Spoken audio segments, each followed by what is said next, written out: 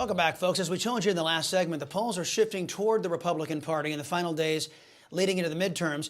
These shifts are happening in battleground states where Democrats are being forced to spend some money on seats they once thought were safe. Joining me now, live from Orlando, Florida, on his Truth and Courage-packed bus tour, is the author of Justice Corrupted, How the Left Weaponized Our Legal System, Texas Senator Ted Cruz. Senator, always fantastic to see you. You know, as a Texan, very proud of you. As a conservative, very proud of you. You're out there on your bus tour while your leadership is busy propping up candidates who are pledged to vote for Democrats. You're out there barnstorming to reverse the damage being done to our country. If you're working this hard, isn't that a signal to the voters out there that they have to get out there and do their part? Chris, I think that's exactly right. I'm really encouraged by what I'm seeing. We're nearing the end of what has been a month-long 17-state national bus tour, crisscrossing the state. I'm not on the ballot this time, so I'm spending all of my time supporting candidates for the House, candidates for the Senate. I'm here in Central Florida today getting ready to do a big rally for two candidates for the House, both of whom are going to flip blue seats red and are going to be strong conservative warriors, Corey Mills and Scotty Moore. Yesterday, I spent all day in Georgia campaigning with Herschel Walker, doing rallies across the state. Everywhere, a few days ago, I was with J.D. Vance in Ohio. Before that, I was with Blake Masters in Arizona. Everywhere I go, we're seeing people energized, passionate, ready to fight to turn things around. And I believe, Chris, we're going to see in November not just a red wave. I think we're going to see a tsunami. I think we're going to flip both the House and the Senate. And we've got to do so because the policies coming from Washington are absolutely disastrous. Speaking of Washington, in your book, you detail the weaponization of the Department of Justice. You discuss the Trump-Russia collusion hoax, the FBI corruption, and yet you hit CRT and Liz Cheney's January 6th kangaroo court. But one chapter in your book deals, it's chapter 8, it discusses racism that is affirmative action. Yep. What is your observation there? I'm curious.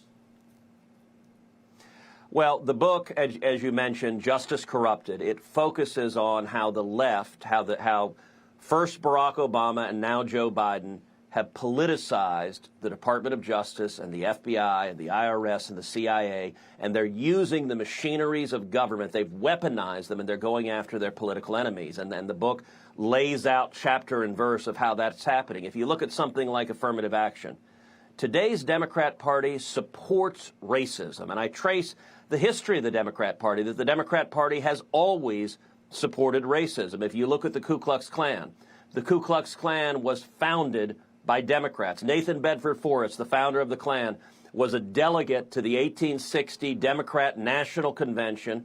If you look at Jim Crow laws were written by Democrat politicians in order to prevent the voters, many of them African-American voters, from voting the Democrat politicians out of office. If you look now today, just a year ago, the then incumbent Democrat governor of Virginia had put in his yearbook a picture of a man dressed in a Ku Klux Klan outfit. And he had said when that first broke, a picture of a man in a Klan outfit and a man in blackface, he said, yeah, I could have been one of those two guys.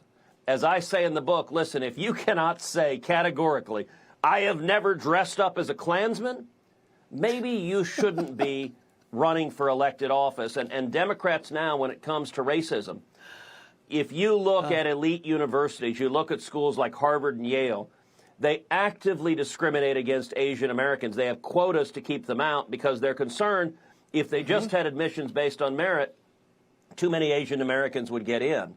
And I think that's wrong. I think discrimination based on race is wrong and should be illegal and is illegal.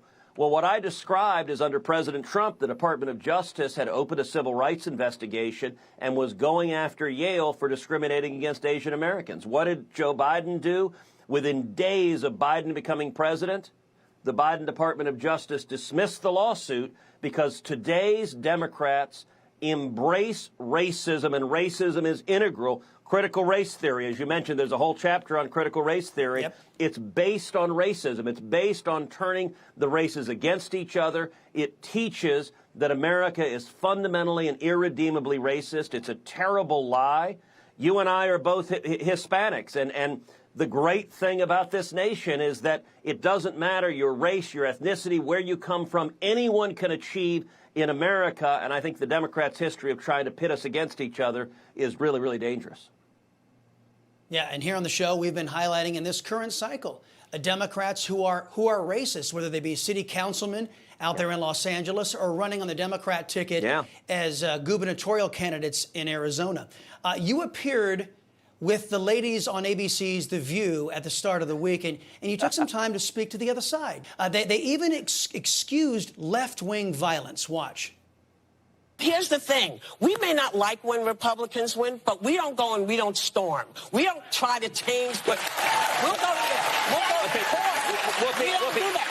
Did I miss an entire year of Antifa riots where cities across this country were burning and police cars were being firebombed? I guess you did. Your position is the left doesn't engage in violence? Really?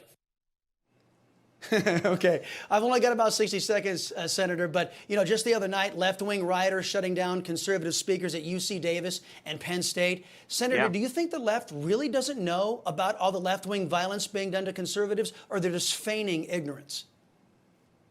Look, I think the people that watch The View hear political propaganda all day long. That's why I went on to try to speak some truth to the darkness and lies that are coming.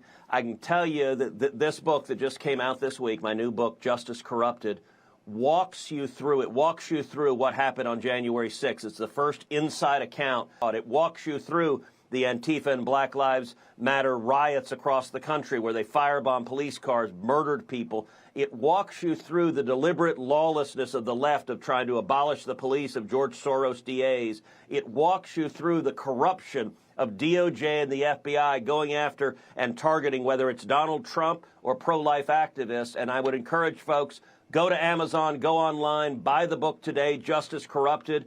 It's interesting, it's readable, and it gives you the inside story of what's really happening. Guys in the control room, put that book art up on the screen real quick. I want folks to get a full-size look at this. It's a great cover. Look at that. Isn't that beautiful?